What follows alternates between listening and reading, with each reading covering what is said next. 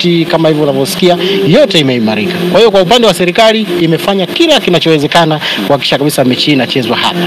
Kwa hiyo mimi ninachoshauri labda kwa upande wa fitna zile za kimpira, wapambane wenzetu huko kuhakikisha kabisa kwamba hii mechi inakuja kuchezwa hapa. Kwa sababu sisi kwa upande wa serikali imejitolea, imepambana na uwanja uko vizuri. Kwa hiyo tunawashauri wenzetu wasimamizi wa mpira wapambane kwa upande wao kuhakikisha kabisa hatuzidiwi katika hizo fitna za kimpira ili mechi iweze kupigwa. Na bahati mbaya sisi kwa upande wetu haijafika hata leo.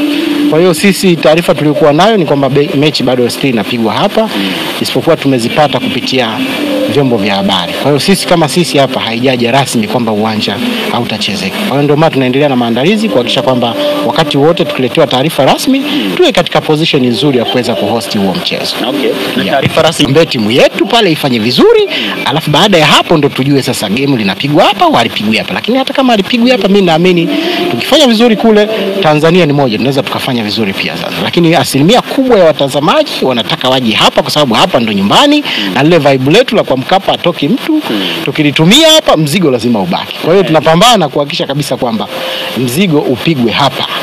Yeah. Zile mpaka ukazipress kule machine room ndio zinatoka juu, zina spray maji, lakini baada ya hapo zinazama chini sana kwa sababu haziwezi kuwa juu kwa ajili ya usalama. Lazima zinakuwa chini ya ardhi. Huwezi kuziona, zinakuwa chini sana. Okay. Yes. Kandarasi, miundombinu ya hapa ya kunyonya maji kama mvua hivi ikinyesha, kwa sababu nimestaajabu, nimekuja hapa mvua kubwa sana imepiga, lakini nikiangalia kwenye pichi sioni kitu. Maji yale yana drain, yanazama baada ya sasa hivi mvua ikinyesha haipiti dakika 5-10 yote yanakuwa yameshanywea kwa sababu mifumo imeimarishwa, imerekebishwa. Yote ni mifumo ambayo imeimarishwa.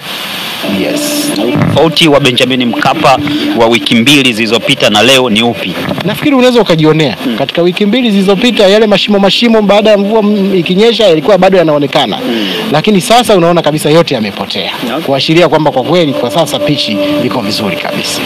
Upi meneja unawaambia kafu na wale ambao wanahusika na mambo ya figisu waache bwana. Waache, si mzigo tunautaka nchini hapa.